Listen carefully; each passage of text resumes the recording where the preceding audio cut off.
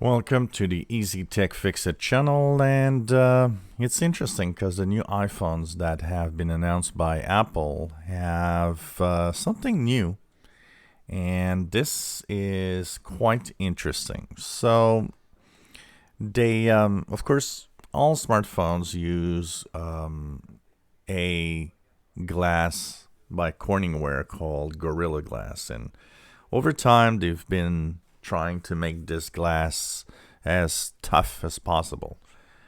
We all drop our phones at one time or another in our lives, and we probably all shared at least one phone at one point in our lives where there was a little crack in the screen, and sometimes a big crack in the screen.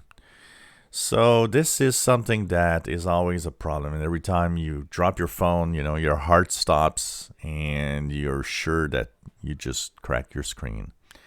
And of course, we're happy when it doesn't happen. But when it does, we are kind of heartbroken.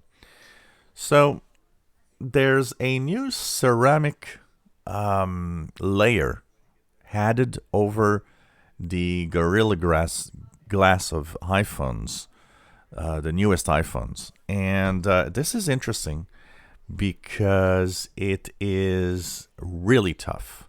And I think this could be actually a change in a new direction in smartphones. So a lot of tests have been done, and it seems that it's tough to break a iPhone screen. This is a welcome change. I mean, we all have one thing in common also with smartphones. Smartphones are often very beautiful, almost objects of art, but we have to put these ugly cases over them. We might choose and look at, oh, well, I want to have this case because it's beautiful.